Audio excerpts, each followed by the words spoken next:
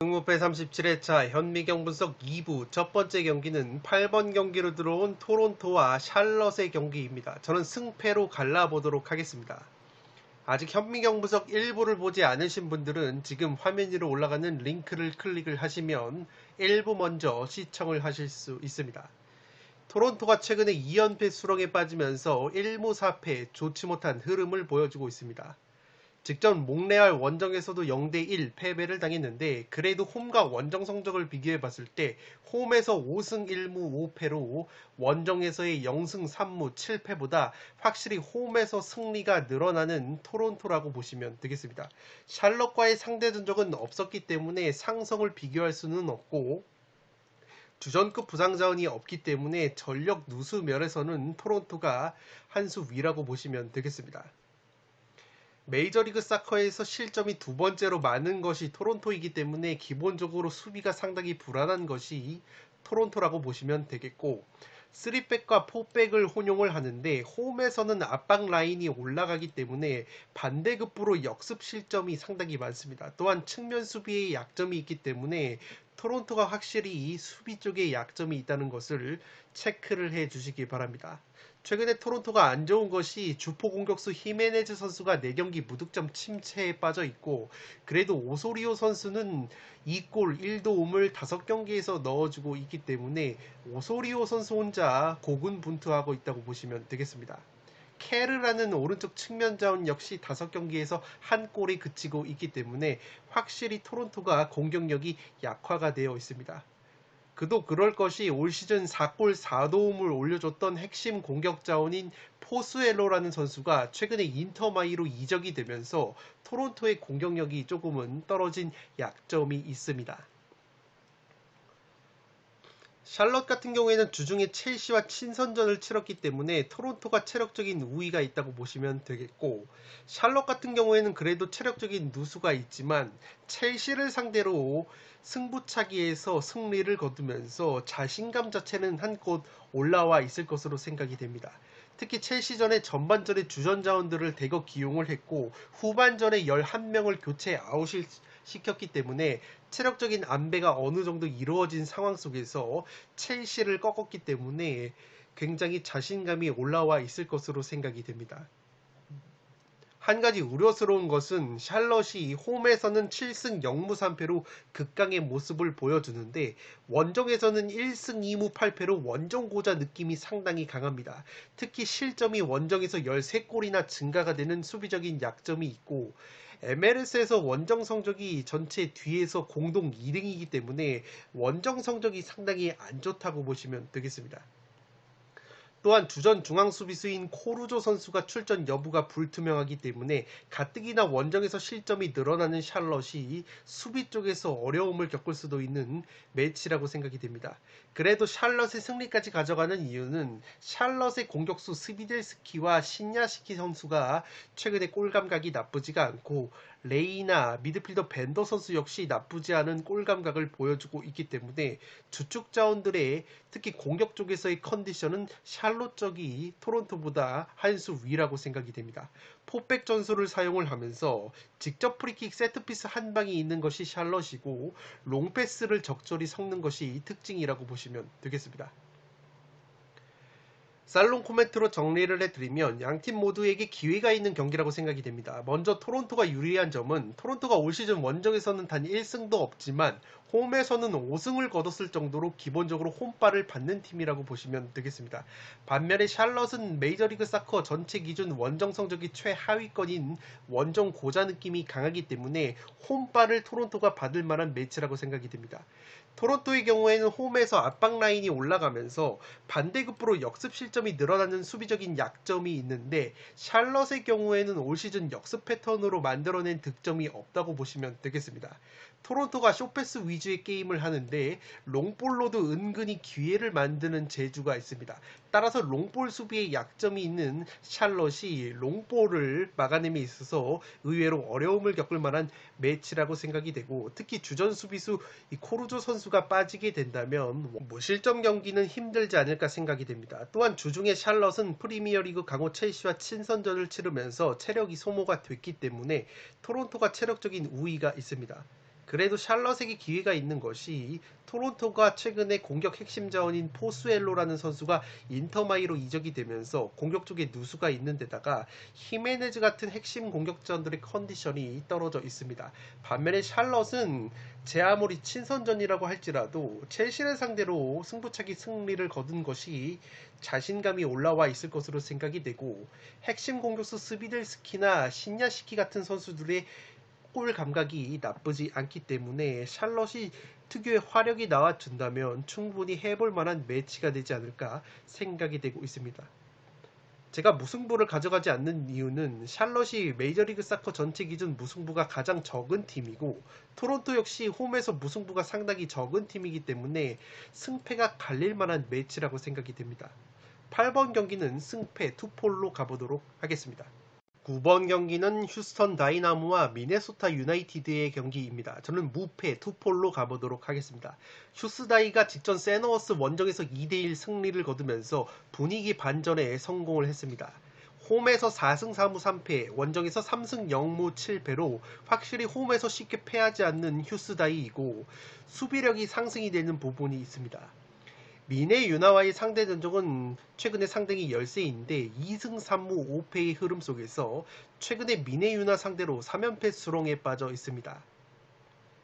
주전급 부상 자원이 없기 때문에 전력 누수 면에서는 휴스다이가 한 수 위라고 보시면 되겠고, 최근에 5경기에서 실점이 10골로 경기당 평균 2골을 실점을 하고 있기 때문에 수비력이 흔들리고 있습니다.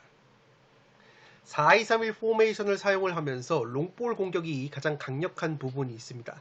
뒷공간을 노리는 스루패스 한 방도 강력한 부분이 있는데, 제공권과 세트피스 수비에 약점이 있기 때문에 미네 유나가 자랑하는 퀄리티 있는 세트피스 한 방에 실점을 할 가능성이 있어 보입니다.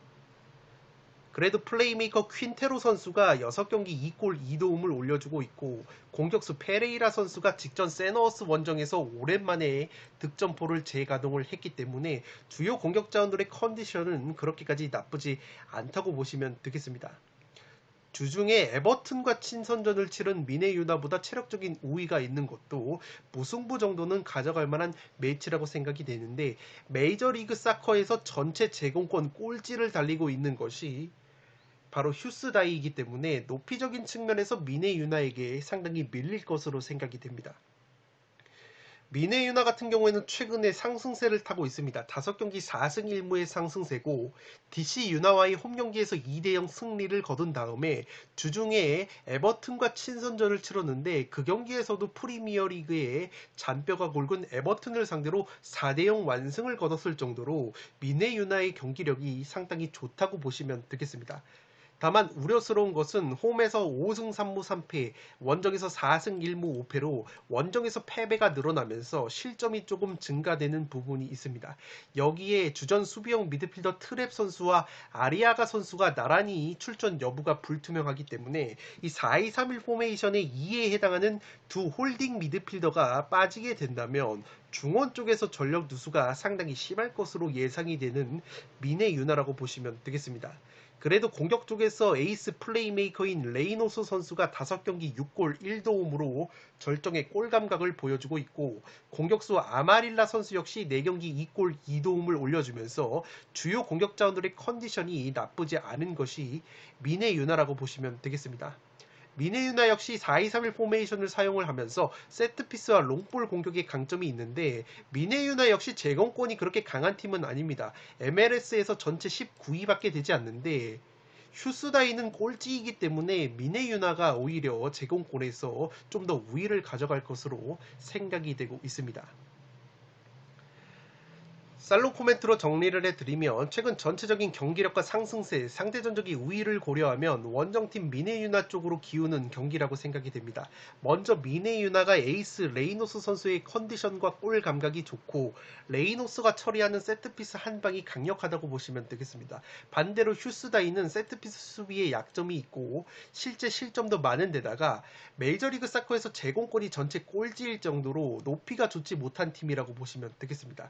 따라서 미네유나의 세트피스 한 방에 실점을 할 가능성이 높은 휴스다이라고 보시면 되겠습니다.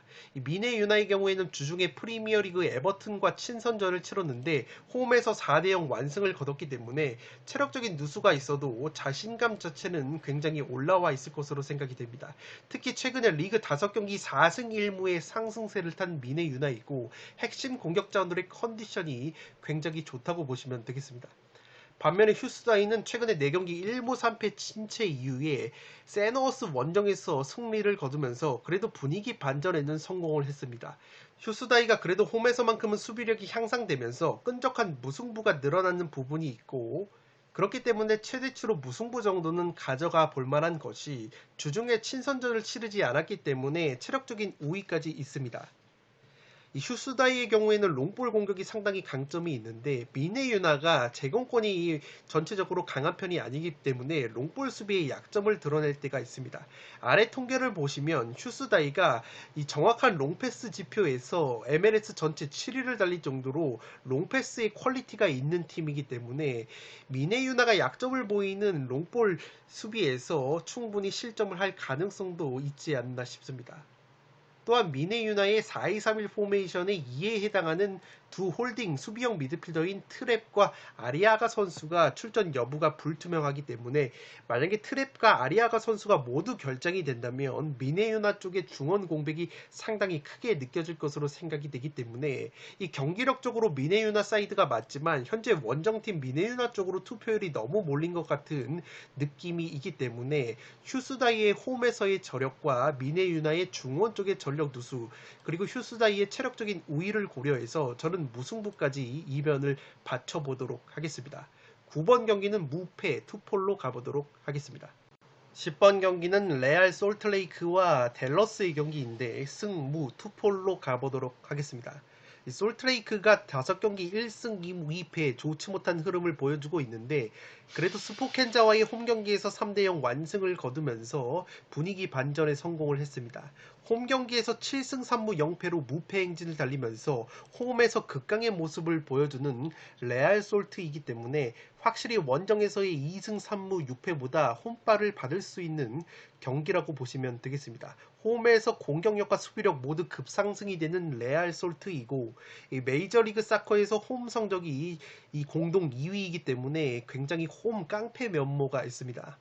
이 댈러스와의 상대 전적 면에서도 최근에 2승 3무 무패를 달리면서 지난 시즌 10월에 댈러스 원정에서도 2대1 승리를 거둔 바 있습니다. 주전 공격수 보비 우드 선수가 최근에 부상으로 빠져 있고 왼쪽 풀백 슈미트 선수 역시 부상으로 빠져 있기 때문에 공격 쪽에서 조금은 누수가 있는 것이 레알 솔트라고 보시면 되겠습니다. 세트피스 득점이 많으면서 동시에 실점도 많기 때문에 세트피스가 양날의 검이라고 보시면 되겠습니다. 최근에 리그 4경기에서 2무 2패 승리가 없었는데 그래도 홈에서는 2무를 거두면서 패배가 없는 홈 성적을 보여주고 있습니다. 주로 4-4-2 포메이션을 사용을 하면서 양쪽 측면 자원인 마이켈 창 선수와 메람 선수를 활용한 측면 크로스 공격이 상당히 강점이라고 보시면 되겠습니다. 공격수 코르도바가 직전 스포켄자전에서 오랜만에 득점포를 가동을 했고 사바리노 선수가 3경기 연속골을 넣어주고 있습니다. 이 미드필더 파블로 루이즈 선수 역시 제 몫을 해주고 있기 때문에 공격 쪽에서도 한 방을 보여줄 수 있는데 확실히 공격 쪽에서 10골 이상의 폭발적인 득점력을 보유한 선수는 없지만 수비 쪽에서 세트피스 득점이 상당히 많이 이루어지고 있습니다. 수비수 글래드 선수가 3골, 실바 선수가 2골을 넣었을 정도로 수비진들이 참여하는 세트피스에서 확실히 강점을 나타내고 있는 레알 솔트라고 보시면 되겠습니다.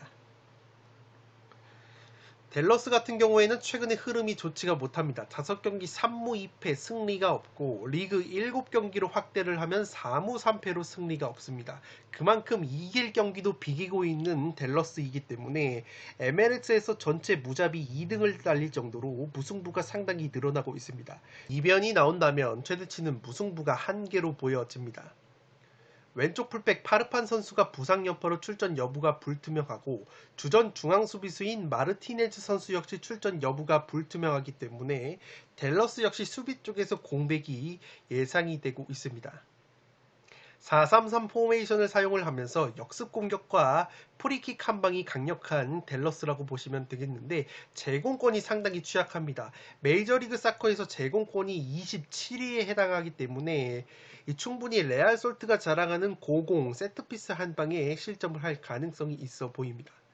그래도 제가 댈러스를 무승부까지 가져가는 이유가 최전방 공격자들의 퀄리티가 상당히 나쁘지가 않습니다. 공격수 테레이라 선수가 올 시즌 11골이나 넣어주고 있고 아리올라, 벨라스코 선수의 골 감각도 나쁘지가 않기 때문에 최전방 3톱의 공격 퀄리티가 나쁘지 않다는 점에서 댈러스 역시 특유의 무자비 면모는 충분히 보여줄 수 있는 매치라고 생각이 되고 있습니다. 살롱 코멘트로 정리를 해드리면 레알 솔트의 홈발과 세트피스 강점을 고려하면 레알 솔트 사이드가 우세한 경기이지만 무승부 정도는 충분히 노려볼 만한 매치라고 생각이 됩니다. 먼저 레알 솔트가 메이저리그 사커 홈 성적 전체 공동 2위일 정도로 홈에서 극강의 모습을 보여주고 있고 댈러스 같은 경우에는 최근에 무승 행진이 길어지면서 메이저리그 사커 전체 무자비 2위를 달릴 정도로 무승부가 상당히 늘어나고 있습니다. 레알 솔트의 경우에는 최전방 공격수들이 혼자서 10골 이상 넣는 폭발적인 공격력은 없어도 수비수들이 참여하는 세트피스에서 꾸준히 득점을 하고 있기 때문에 충분히 세트피스로 재미를 볼 만한 매치라고 생각이 됩니다. 또한 4-4-2 포메이션 양쪽 측면 크로스를 활용한 공격이 날카로운 레알 솔트인데 이 댈러스가 제공권이 상당히 약점이 있기 때문에 레알 솔트가 충분히 측면 크로스로도 재미를 볼 수 있는 매치라고 생각이 됩니다. 다만 레알 솔트 역시 최근에 4경기 2무 2패 승리가 없다가 직전 경기 승리를 거두고 반전한 만큼 경기력이 한창 좋을 때보다는 떨어져 있고 댈러스 역시 최근에 리그 7경기 4무 3패 하락세이지만 특유의 무자비 면모가 있는 데다가 최전방 공격수 3인방의 퀄리티가 나쁘지 않기 때문에 이변으로 충분히 무승부까지는 노려볼 수 있는 매치라고 생각이 됩니다. 다만 제가 댈러스의 승리까지는 안 가져가는 것이 댈러스가 역습 공격에 강점이 있는 팀인데 올 시즌 레알 솔트가 수비라인 무게중심이 높은 것에 비해서 역습 패턴으로 실점이 없기 때문에 댈러스의 강점인 역습이 살아나지 않는다면 최대치는 무승부가 한계로 생각이 됩니다. 10번 경기는 승무 투폴로 가보도록 하겠습니다. 11번 경기는 시애틀 사운더스와 콜로라도 래피즈의 경기입니다. 저는 시애사운의 단독 승리로 가보도록 하겠습니다. 폴더스에 여유가 있으신 분들은 무승부까지 추천을 드리도록 하겠습니다. 이 시애사운이 직전 시카파이 원정에서 0대1로 패배를 당하면서 최근에 3연패 수렁에 빠져 있습니다. 그래도 올 시즌에 리그 4연패가 없었기 때문에 패턴적으로 한번 분위기 반전에 성공할 수 있는 흐름이라고 보시면 되겠습니다. 홈과 원정 성적을 비교해 봤을 때 홈에서 득점력이 상승이 되면서 승리도 근소하게 늘어나는 시애사운이고 최근에 콜로레피아의 상대 전적은 1승 1무 1패로 팽팽한데 올 시즌 5월달에 콜로레피 원정에서는 0대1로 패배를 당한 바 있습니다. 그래도 최근에 홈에서만큼은 콜로레피 상대로 3연승의 상승세를 타고 있고 메이저리그 사커에서 무승부가 가장 적은 팀이 시애사운이라고 보시면 되겠습니다. 최근에 주전 골키퍼 프레이 선수가 부상으로 빠지면서 골문이 헐거워진 시애사운이고 이 주포 공격수 루이 디아즈 선수가 부상으로 빠지면서 골 결정력에 어려움을 겪고 있습니다.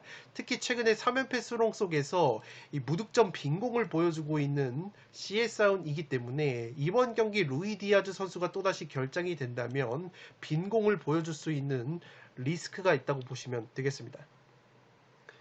주로 4-2-3-1 포메이션을 사용을 하는데 측면 공격에 강점이 있습니다. 특히 롤단 형제가 포진을 한 오른쪽 측면 공격이 상당히 날카롭다고 보시면 되겠고 이 루이 디아즈가 빠진 상황에서 이 측면전 모리스와 플레이메이커 로데이로 그리고 롤단 선수까지 최근에 골 감각이 떨어져 있기 때문에 3경기 연속 무득점 빈공이 나오고 있습니다.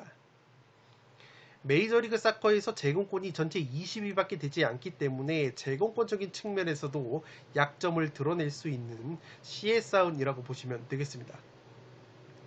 콜로레피 같은 경우에는 직전 LA 갤럭시와의 홈경기에서 2대0 승리를 거두면서 분위기 반전에 성공을 했습니다만 원정에서 0승 3무 6패로 홈에서의 6승 3무 2패보다 확실히 원정 고자 느낌이 강한 콜로레피라고 보시면 되겠습니다. 특히 실점이 무려 11골이 증가가 되면서 득점력 역시 10골이나 원정에서 감소가 되는 콜로레피이기 때문에 원정에서 경기력이 상당히 떨어진다고 보시면 되겠습니다. 여기에 주전 중앙수비수 윌슨이 징계로 빠지면서 주전 미드필더 프라이스까지 결정이 되고 있기 때문에 수비 쪽에서 누수가 예상이 되는 콜로레피라고 보시면 되겠습니다. 메이저리그 사커에서 전체 원정 성적이 꼴찌이기 때문에 콜로레피의 승리까지는 그려지지 않는 경기라고 보시면 되겠습니다. 그래도 최근에 리그 3경기 1승 2무 무패를 달리고 있고 원정에서 고자 느낌이 있지만 원정에서 3위 레알솔트와 2대2 무승부를 거뒀을 정도로 최근에는 원정에서 경기력까지 향상이 된 부분이 있기 때문에 최대치로 무승부까지 추천을 드리도록 하겠습니다. 주포 공격수인 디에고 루비오 선수와 루이스 선수의 골 감각이 나쁘지 않고 자르데스라는 공격수 역시 2경기 연속골을 넣고 있기 때문에 공격 자원들의 컨디션은 확실히 콜로레피가 CS아웃보다 좋다고 보시면 되겠습니다. 이 또한 메이저리그 사커에서 전체 제공권이 6위에 해당할 정도로 높이가 상당히 좋은 콜로레피이기 때문에 충분히 제공권에 약점이 있는 CS아웃을 상대로 높이에서 우위를 가져갈 만한 매치라고 생각이 됩니다.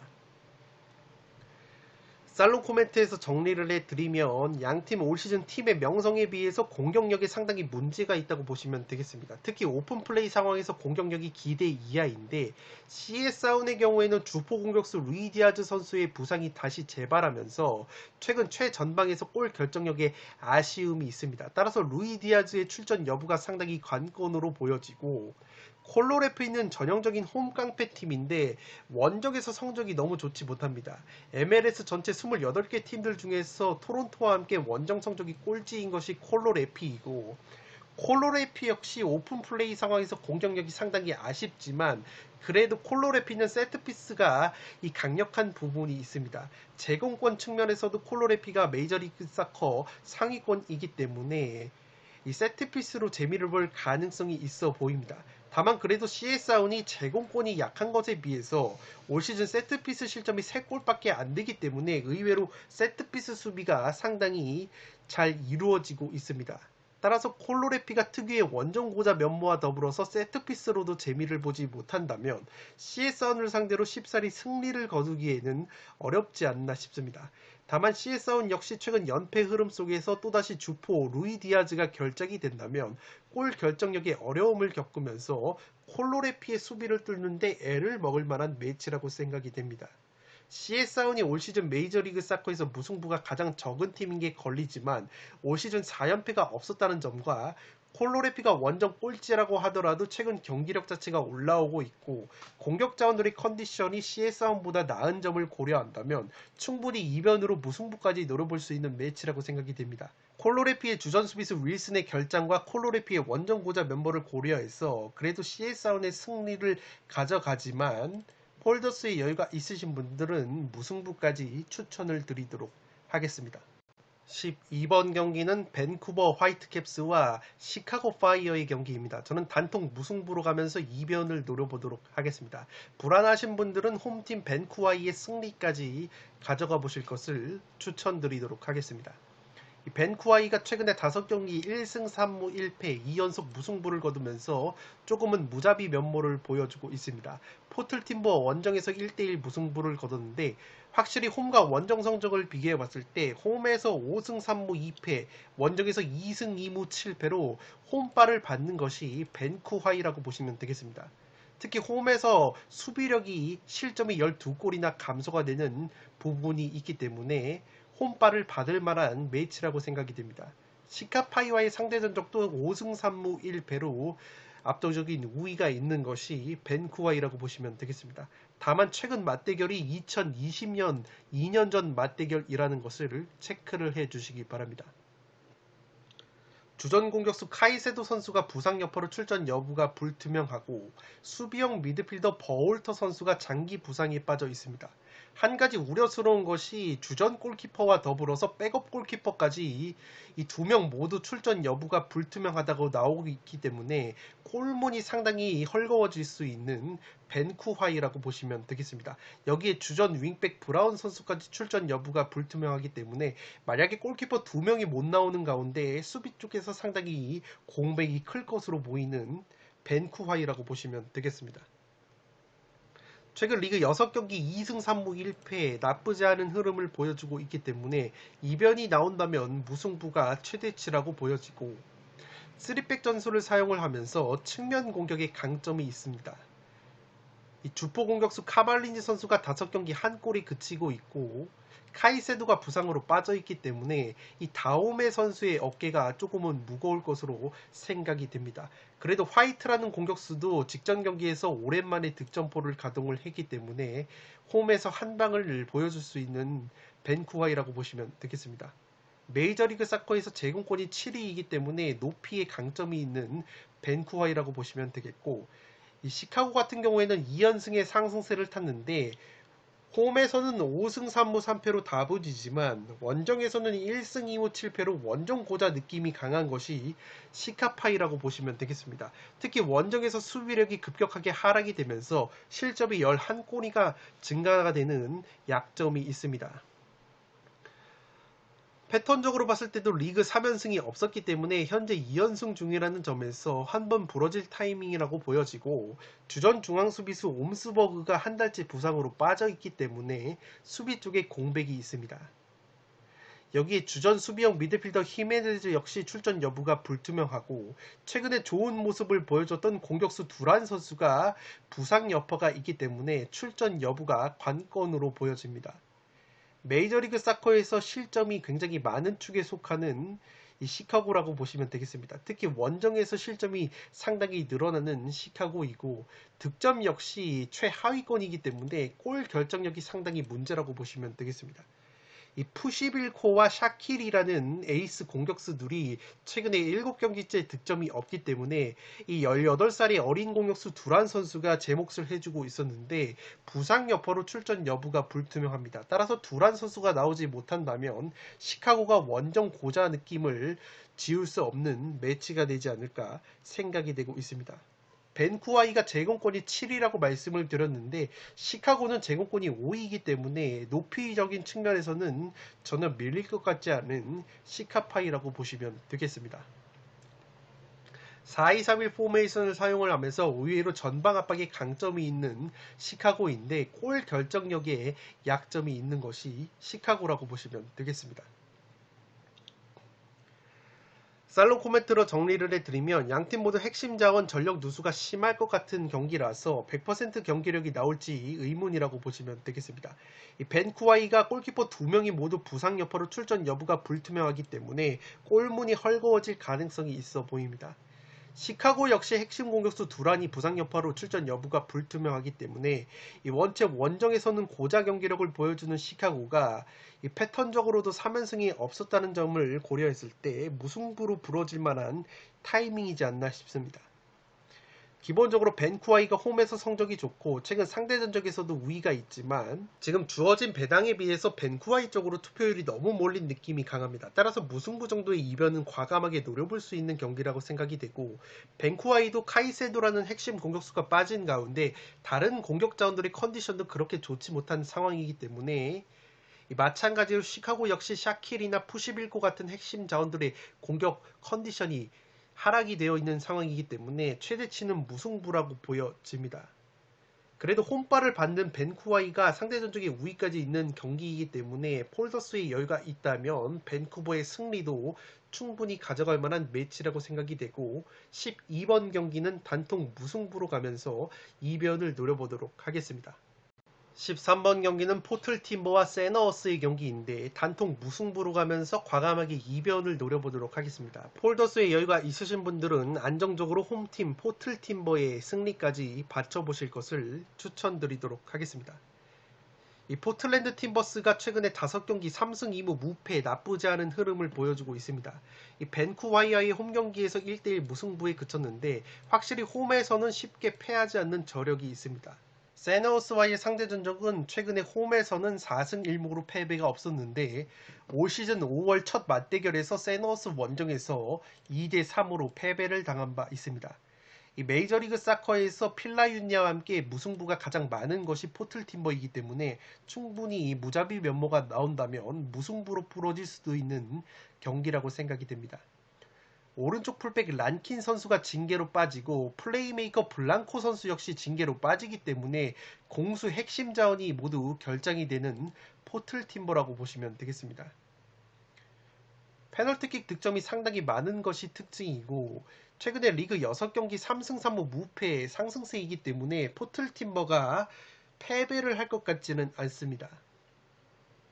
4-2-3-1 포메이션을 사용을 하면서 빠른 역습의 강점이 있습니다. 수비 뒷공간을 노리는 스루패스 한 방이 있는 것이 포틀팀버인데 세트피스 수비와 위험지역에서의 파울 약점이 있습니다.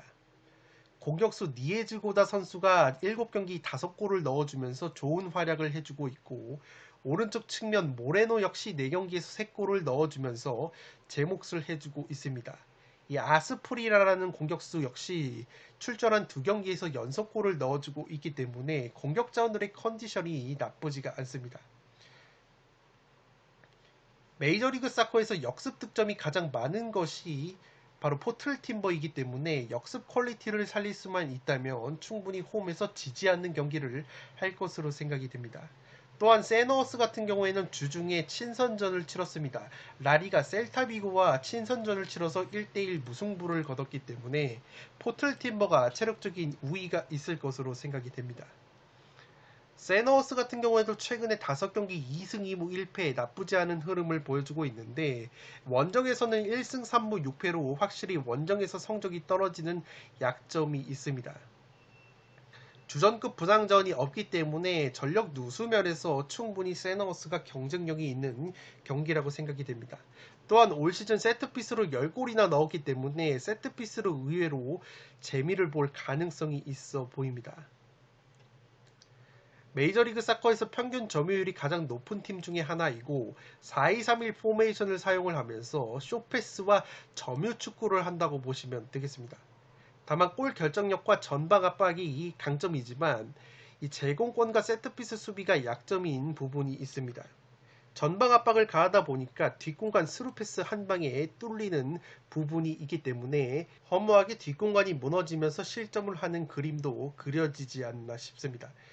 메이저리그 사커에서 실점이 가장 많은 것이 세너어스이기 때문에 수비가 상당히 불안하다고 보시면 되겠습니다.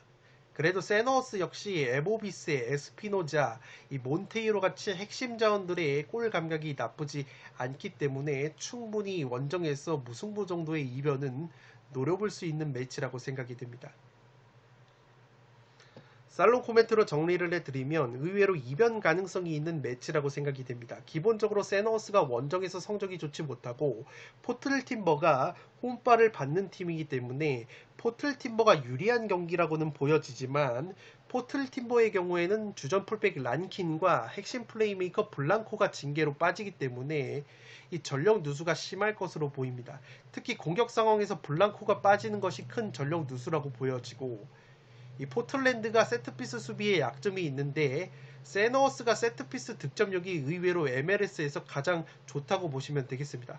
LAFC와 함께 세트피스 득점이 10골로 가장 많은 것이 세너어스인데 이 세너어스가 원래는 세트피스가 강한 팀은 아닙니다. 제공권이 하위권인데다가 세트피스 상황에서 기대 득점이 4.7골밖에 되지 않는 원래는 세트피스가 약한 팀인데 의외로 세트피스 득점이 10골로 상당히 많기 때문에 포틀팀버가 세너어스의 세트피스로 실점을 할 가능성도 의외로 있지 않나 싶습니다. 이 포틀 팀버가 공격 상황에서 빠른 역습이 메이저리그 사커에서 가장 강력한 팀입니다. 이 역습 패턴으로 6골이나 넣으면서 MLS에서 역습으로 카운터 어택으로 가장 많은 득점을 하고 있는 것이 포틀랜드인데, 공교롭게도 세너어스가 역습 실점이 0골로 없습니다. 세너어스가 메이저리그 사커에서 실점이 가장 많고 압박 라인도 높아서 수비 뒷공간도 많이 나오는 팀인데, 공교롭게도 역습으로만 실점이 없기 때문에 포틀랜드의 강점이라고 볼 수 있는 역습 공격이 의외로 통하지 않을 가능성이 있어 보입니다. 세너스의 떨어지는 원정 성적과 최다 실점, 허벌창 수비, 포틀팀버의 홈발을 고려하면 포틀팀버의 승리가 당연히 그려지는 경기이지만, 앞서 설명을 드린 전술적인 상성과 디테일, 포틀팀버의 전력 누수를 고려하면 묘하게 세너워스 이변도 노려볼 만한 매치라고 생각이 됩니다. 포틀팀버의 최다 무자비 면모와 세너워스 역시 적잖이 무자비라는 점까지 고려하면 최대치 이변은 무승부가 합리적이라고 보여집니다. 따라서 13번 경기는 과감하게 단통 무승부로 가면서 이변을 노려보도록 하는데, 폴더스의 여유가 있으신 분들은 홈팀 포틀랜드의 승리까지 가져가 보실 것을 추천드리도록 하겠습니다. 마지막 경기는 전남과 부산의 경기인데 전남의 단통 승리로 가보도록 하겠습니다. 폴더스의 여유가 있으신 분들은 무승부까지 추천을 드리도록 하겠습니다. 전남이 최근에 2연패 수렁에 빠져 있습니다. 김포와의 홈경기에서도 0대1 패배를 당했는데, 이장관 감독이 부임한 이후에 아직까지 승리가 없습니다. 7경기 5무 2패 무자비 면모가 있기 때문에 충분히 무승부 정도는 다시 가져갈 만한 매치라고 생각이 됩니다. 그래도 부산과의 상대 전적은 최근에 압도적인 상대 전적의 우위가 있고, 특히 4경기에서 3승 1무 무패를 달리고 있을 정도로 부산에게 강했던 모습이 있습니다. K리그2에서 무승부가 두 번째로 많은 것이 전남이고, 전남 같은 경우에는 주전 수비수 장순혁과 미드필더 장성재가 부상으로 출전 여부가 불투명하기 때문에 수비 쪽에 누수가 있을 것으로 생각이 됩니다. 또한 에이스 공격수인 플라나가 장기 부상 중에 있는데, 최근에 훈련에 복귀를 했지만 통증은 남아있다고 하기 때문에 출전 여부는 상당히 불투명하다고 보시면 되겠습니다. 플라나가 최근에 부산과의 2경기에서 모두 득점포를 가동을 했었기 때문에 플라나가 만약에 복귀가 된다면 전남이 분위기 반전을 할 수 있는 타이밍이지 않나 싶습니다. 최근에 이장관 감독 체제에서 공격적인 부분은 향상이 됐지만 마지막 한 방이 부족하면서 무승부가 늘어나고 있고, 공격수 박인혁과 이중민이 최근에 골 감각이 나쁘고, 발로텔리 역시 10경기에서 한 골에 그치고 있기 때문에 만약에 플라나까지 복귀가 무산이 된다면 이번 경기 역시 상당히 골 결정력에 어려움을 겪을 수 있는 전남이라고 보시면 되겠습니다. K리그2에서 득점이 가장 적은 전남이고, 부산 같은 경우에도 최근에 3연패 수렁에 빠져 있는데 안병준 선수가 수원으로 이적을 하면서 3경기 무득점 침체에 빠져 있습니다. 여기에 K리그2에서 원정 성적이 1승 2무 8패로 원정에서 성적이 가장 안 좋은 것이 부산이기 때문에 전남을 상대로는 승리까지는 어렵지 않나 싶습니다. 다만 패턴적으로 리그 4연패가 없었는데 지금 3연패 중이라는 점에서 최대치로 무승부로 반전할 가능성은 있어 보입니다. 부산 역시 수비수 발렌티노스가 출전 여부가 불투명하고 홍욱현이라는 수비수 역시 빠져 있기 때문에 이 수비 쪽에서 전력 누수가 예상이 됩니다.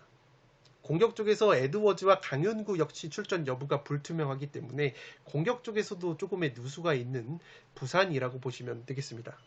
6월 초에 박진섭 감독이 부임을 하면서 5경기 2승 2무 1패로 순항을 하는 듯 했지만 최근에 3연패 수렁에 빠지면서 다시 최하위로 처진 부산이라고 보시면 되겠습니다. K리그2에서 원정 성적이 꼴찌인 부산이기 때문에 승리까지는 어려워 보이는 매치이고, 공격수 김찬과 박정인, 이상원 같은 핵심 공격자들의 골 결정력이 상당히 떨어져 있기 때문에 안병준 선수의 공백이 상당히 크게 느껴지고 있습니다. 이랜드와 함께 득점이 가장 적은 것이 부산이기 때문에 부산 역시 전남 못지않은 빈공을 보여줄 가능성이 있어 보입니다. 살롱 코멘트에서 정리를 해드리면, 전남은 이장관 감독 부임 이후에 용광로 축구를 표방하면서 경기 내용 자체는 나쁘지가 않습니다. 다만 최전방에서 골 결정력에 어려움이 따르고 있는데, 이 외국인 공격수 플라나 선수 부상 이후에 승리가 없다고 보시면 되겠습니다. 최근에 플라나가 훈련은 소화를 하고 있지만 통증이 남아있다고 하기 때문에 플라나 선수의 출전 여부가 상당히 관건으로 보여집니다. 선수 본인이 출전 의지가 상당히 강하다고 하고 최근에 부산을 상대로 두 경기에서 모두 골을 넣었던 플라나이기 때문에 만약에 플라나 선수가 복귀를 할 수 있다면 전남이 충분히 분위기 반전에 성공할 만한 타이밍이라고도 보여집니다. 부산의 경우에는 K리그2에서 원정 성적이 꼴찌에다가 최근에 안병준이라는 공격수가 수원 삼성으로 이적이 되면서 최전방 골 결정력에 어려움을 겪고 있습니다. 3연패 과정 속에서 3경기 무득점 빈공을 보여주고 있는 부산이고, 이 패턴적으로 봤을 때 올 시즌 부산이 4연패가 없었다는 패턴이 있지만 현재 부산의 공격력과 원정 성적의 부진, 최근 전남과의 상대전적 열세를 고려하며 이번만큼은 전남이 이정관 감독 체제에서 첫 승을 따낼 만한 타이밍이지 않나 싶습니다. 다만 전남 또한 플라네의 복귀가 무산된다면 골 결정력에 어려움을 겪으면서 저득점 무승부 가능성도 충분히 있는 경기라고 생각이 되기 때문에 14번 경기는 전남의 단통 승리로 가면서 폴더스의 여유가 있으신 분들은 무승부까지 추천을 드리도록 하겠습니다. 네, 이것으로 승무패 37회차 현미경 분석 2부까지 마치도록 하겠습니다. 지난 승무패 36회차에 이어서 연속으로 1등이 배출되기 바라면서 저는 이만 물러가 보도록 하겠습니다. 영상이 도움이 되신 분들은 좋아요와 구독 버튼을 눌러주시면 풋볼살롱 채널에 크나큰 힘이 됩니다. 구독 버튼 옆에 종 모양의 알림 설정을 해주시면 그 누구보다 빠르게 양질의 축구 승무패 프로토 관련 분석 컨텐츠를 만나보실 수 있습니다. 지금까지 풋볼 살롱이었습니다. 감사합니다.